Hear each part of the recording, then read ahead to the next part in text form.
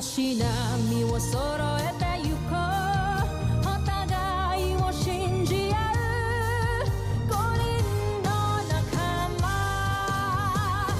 まるでスファイブに預けた命飛ぶぜ宇宙の果てまでもみんなの笑顔もう近い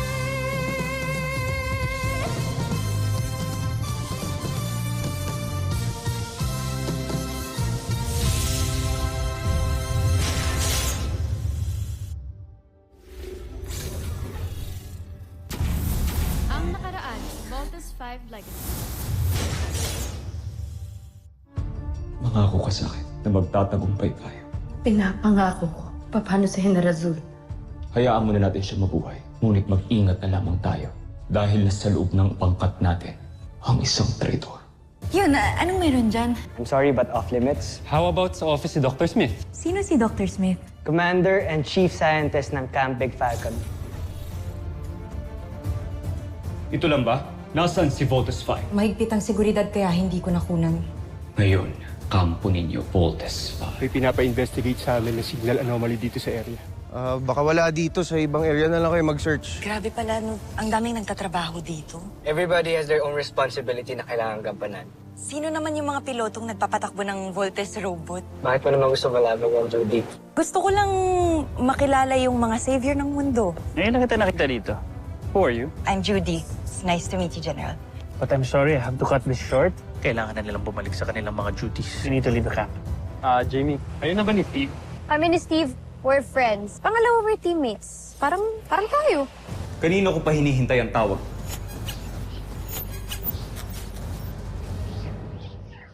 Tara na, kain na tayo. Judy, ano to?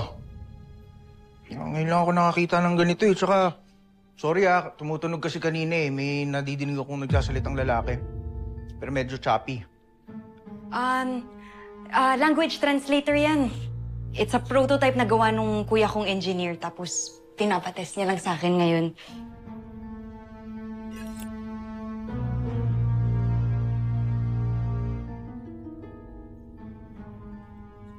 Tara, kain na tayo.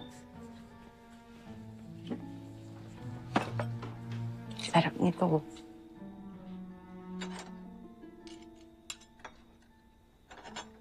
May kuya ka pa pala? Akala ko ba sabi mo sa akin mag-isa ka na lang? Oo nga. Malayong relative ko yun. Tsaka, alam mo, kagaya nung kapatid mong bunso, parang inventor din yung kuya ko na yun. Kaya tingnan mo kung ano-ano yung mga pinagagagawa niya. Tara, kain na tayo.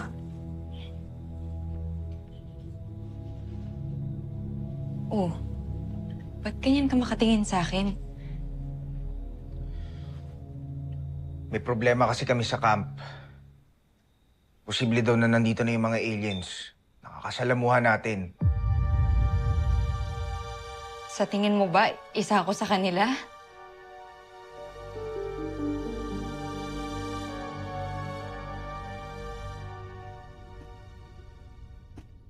Hindi ko na matawagan ang aking espiya. Baka naman tinataguan niya na kayo. Hawak ko sa leg ang aliping yun. Hindi niya maaaring gawin yun. Jomfre, bakit tilay napakalaki yata ng kumpiyansa niyo sa kanya? Isa lamang siyang alipin. Kapantay niya lamang ng pag-iisip ang mga taga-Terra Erto kaya't hindi na ako mabibigla kung matuklasan nila na isa pala siyang espiya. Judy, hindi naman sa pinagdududahan kita. Kaya lang... Tingnan mo yung mukha ko. Out of this world lang yung beauty ko, pero tao pa rin ako. Ano ka ba? Alam mo, Bert, kung wala kang tiwala sa akin, pwede naman kitang ipakilala dun sa kuya ko eh. Or, okay lang din na layuan mo ko. Kahit di mo na ako kitain, okay lang, may intindihan naman kita. Grabe ka naman. Huwag naman ganun. Saka sorry. Tamang hinala lang. Ikaw naman kasi. Sorry na. Sa tingin mo ba, lalayuan lang kita? Judy, tagal kitang hinintay. Tingin mo pakakawalan lang kita ng basta-basta? Tama na nga, halika na, kain na tayo. Nagugutom na ako eh. Sige, kukunin ko lang yung ketchup para sa Shanghai mo, okay? Wait lang. Okay.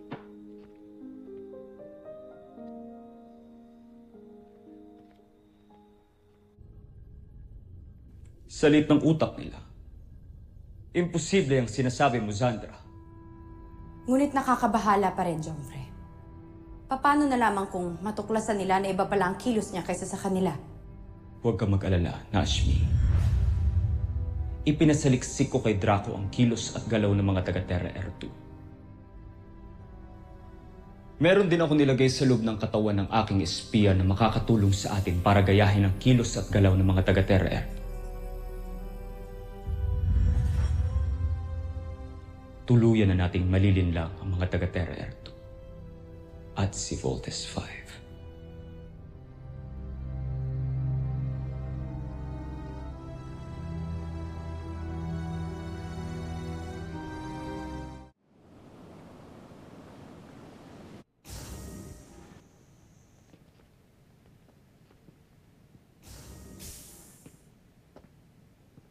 Kaya bro, naligo ka yata sa kwarto ko.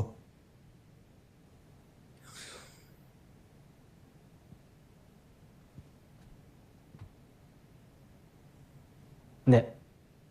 Magpunta talaga ako dito. Galing ka kala, Judy? Yep.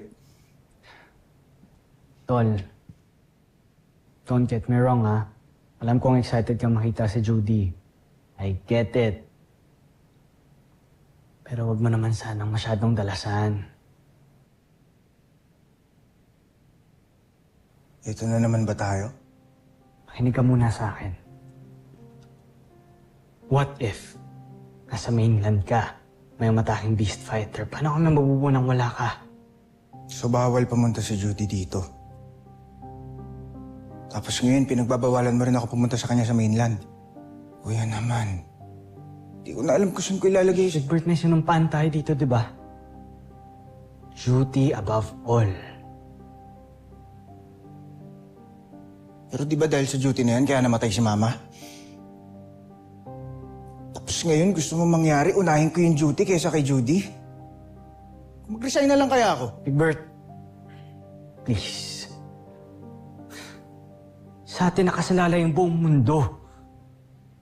Sorry pero we don't meet eye to eye pagdating sa ganyang usapan. Magmula nang nawala si Papa, namatay si Mama, wala akong ibang pinapalagang kundi kayong mga mahal ko. Kaysa dyan sa mundo na yan. Big Bird, you are being selfish. Why? Oo. Selfish na ako, selfish. Pero di ko pwedeng pabayaan si Judy. At hindi ko siya ipagpapalit sa kahit ano. Kung kontra ka doon, tsaka si Dr. Smith, magre-resign na ako. Big Bird! Big Bird!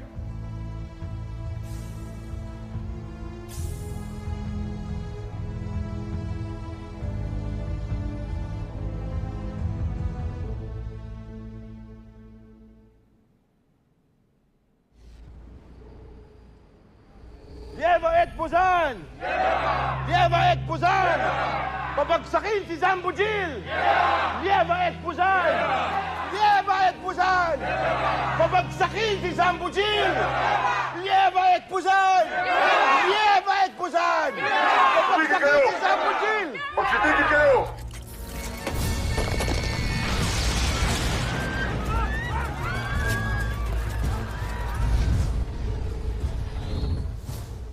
Tinipon ng aking pangkat ang mga kawal na namatay sa pagsalakay kanina. Ayon sa isang saksi, isang rebelde raw ang may gawa sa pagpaslang sa mga yon.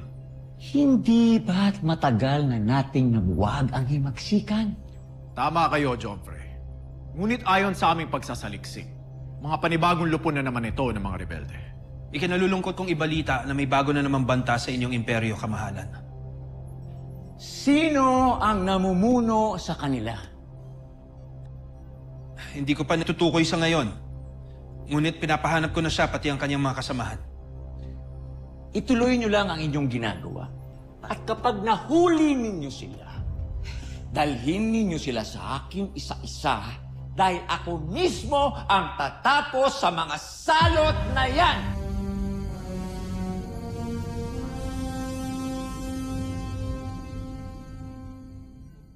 Magre-resign na po ako sa Voltes team. Kakasubmit ko lang po ng resignation letter to make it formal.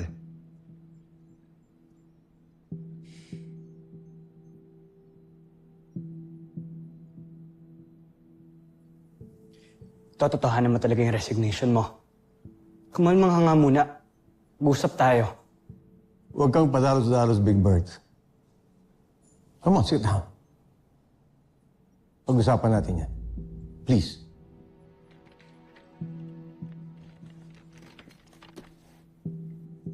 I already made up my mind, sir. Aalis na ako sa team.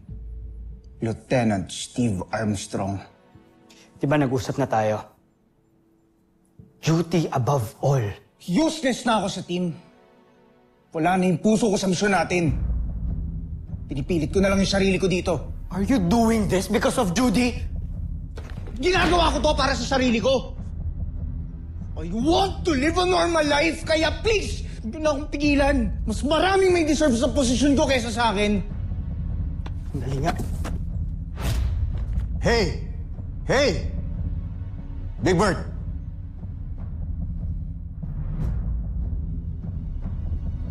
Sorry, Dr. Smith.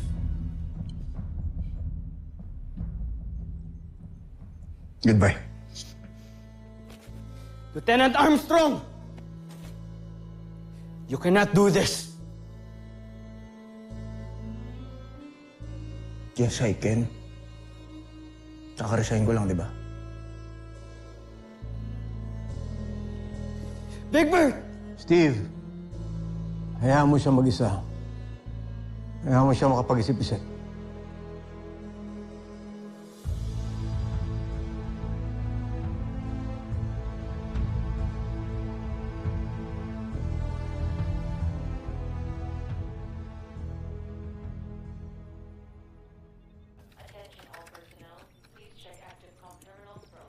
Well, this is interesting. Ali, busy ako. Ano ba? Come here. This is a resignation letter of Robert Armstrong. Aalis na siya ng Voltes team. Why are you hacking into that terminal? Confidential yan. Ano ka ba? One needs to be informed to get ahead, my dear. At sa nalaman ko, I know my next move.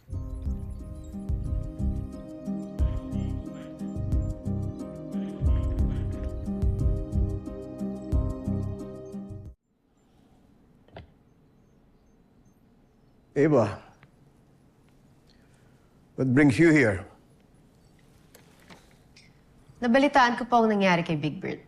Well, Dr. Smith,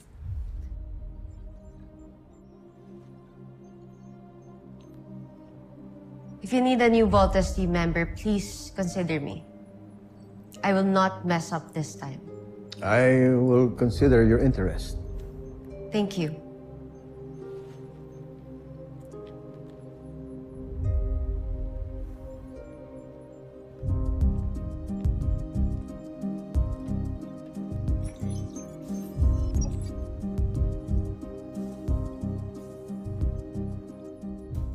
Yan, para saan yung kulay red? Ito, para dito siya sa electricity. Yes. Teka, Steve! Yes, Steve! Yes, Steve! Halika dito, loko! Tingnan mo yung ginawa ni Little John. Ang cute! Wow! Alam mo ba, isasali niya to sa sailing competition. Naku, for sure. Panalo ka na naman. Panigurado. Champion to si Little John. Talino to eh. Kailan ba? Kailan ba ang contest natin? In 2 days. Kaya minabadali ko na to. Kaya mag-leave kayo ni Kuya Bert, ha? Kailangan nandun kayo. Ako, later dyan, hindi ko sigurado kung pupunta si Kuya Big Bird o kung nandun ako, ah. Bakit naman? Ano, bakit nag-away na naman ba kayo?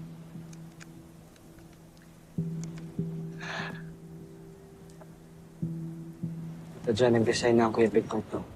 Ha? Teka, bakit?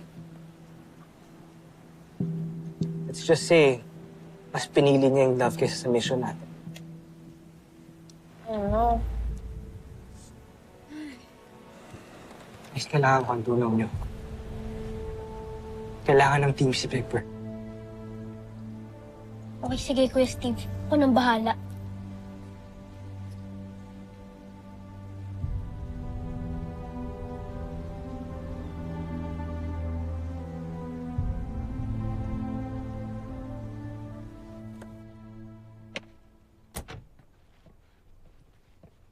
Nag-resign ka talaga sa trabaho mo? Gusto nila ako kontrolin eh. Eh pag pumayag ako, hindi na tayo magkita. Ayoko naman mangyari yun. Bert, alam mo hindi mo na dapat to ginawa eh. Kung alam mo lang, wala akong kwenta. Anong walang kwenta? Judy, ikaw ang pinaka-importanting tao sa buhay ko ngayon. Ay, ano sinasabi mo walang kwenta? Hindi ko kaya mawala ka.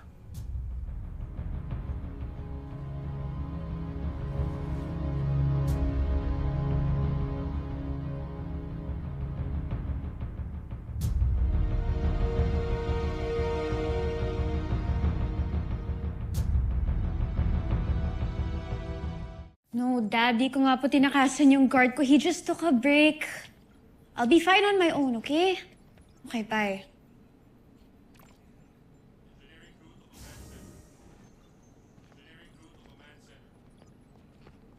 Going up? Holding.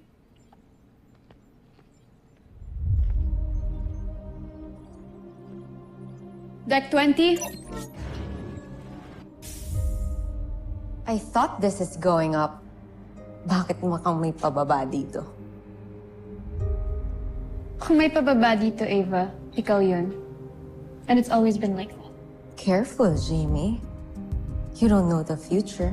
Malay mo bukas. Teammates na tayo. Dream on, Ava. Dreams do come true. Ang tagal ko nang nasa ibaba, Jamie. And I miss to be on top. And I'll do everything to be there again. Remember that. Elevator, stop.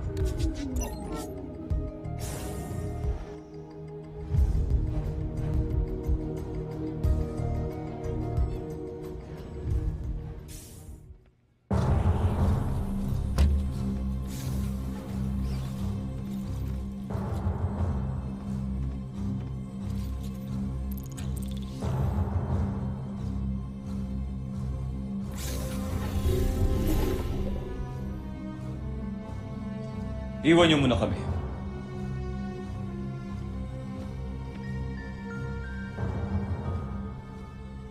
Bakit ka andito? Sinong may sabi sa'yong bumalik ka rito? Mahal na prinsipe. Naparito ako para magsumamo sa inyo na naiatras na ang misyon ko. Sisiraan ka na ba ng bait? Mahal na prinsipe, hindi ko na kayang pinapagawa ninyo, nakukonsensya na ako. Hindi. Hindi ako papayag. Nagkasundo na tayong dalawa. Pero kamahalan, hindi ko na talaga kayang pinapagawa ninyo.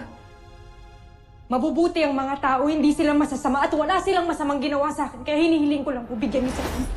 Tawad. Sige. Umatras ka. Kapalit ng buhay ng kapatid mo.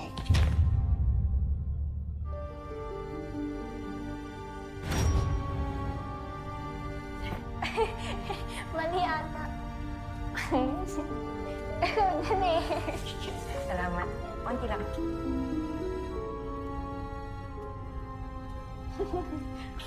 Konti naman eh.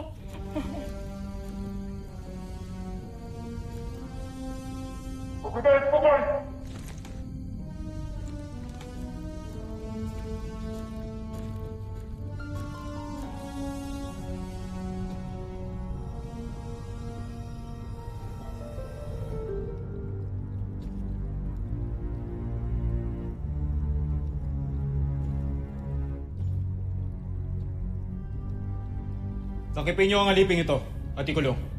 Amira? Amira? Janela! Amira! Janela! Amira! Janela! Janela! Janela! Mahal na prinsipe, kung ano man ang nagawa ng kapatid ko sa inyo, humihingi ako ng tawad. Siya na lang ang pamilya ko, kaya huwag niyo siyang ilayo sa akin. Huwag kang mag-alala. Ibabalik ko siya sa iyo. Ngunit, may kailangan akong ipagawa sa iyo. Kahit ano gagawin ko, ibalik niyo lang siya sa akin.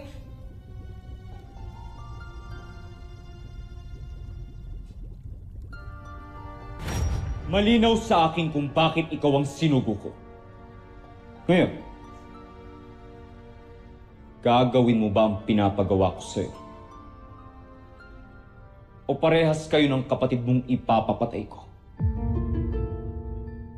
Sumagot ka! Gagawin ko na po ang gusto ninyo, kamahalan.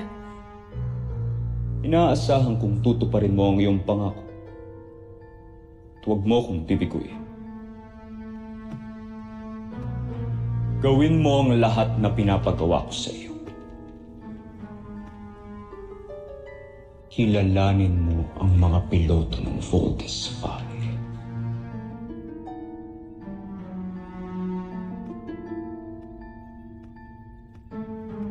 Bumalik ka na, Judala!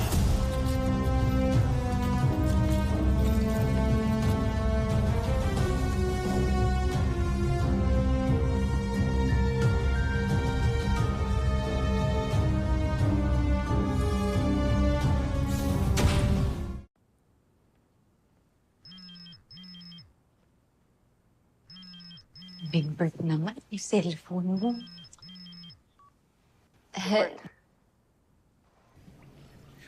Big Bert! Hello? Big Bert?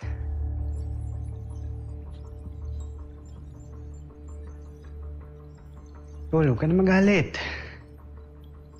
Umuwi ka na. Umuwi ka na dito sa kampang. Training pa tayo eh. Hello? Bro, lalabas namin sa Voltes 5 bukas. Ngayon, wala namang ibang piloto ng Volt Panzer. Ikaw lang eh. Walang ibang papalit sa'yo. Bro, di ba sabi mo, we are a team.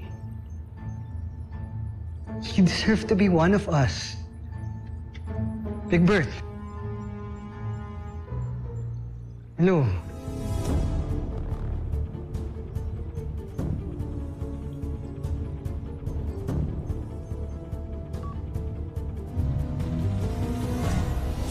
Sa Voltes 5 Legacy.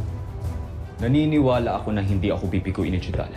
At kapag malaman natin ang mga impormasyon tungkol kay Voltes 5, madali na nating mapaplano kung paano sila tatalunin. Gusto kong gawa ng background check ng girlfriend ni Big Bird, si Judy. Kasama ka sa Voltes team? Isa ka sa mga piloto ng Voltes 5? Ano ba ang bago sa ating Beast Fighter? Walang bago, Zul. At kung meron man, hindi mo na ito kailangan malaman. Nahahalata ako na pinagtataguan niyo ako. Hindi niyo pa nakikita ang kabuuan ng report ko. Ano bang gusto mong tingnan ko dito? I-check mo yung kay Judy. Siya lang ang naiiba. Because she's not human. Siya ang nagbibigay sa atin ng impormasyon tungkol sa kampo ng Voltes 5. Tiyak akong may maganda kang balita. Nakilala mo na ang Voltes 5. Tama, kamahalan. Kilala ko na kung sinong mga piloto ng Voltes 5.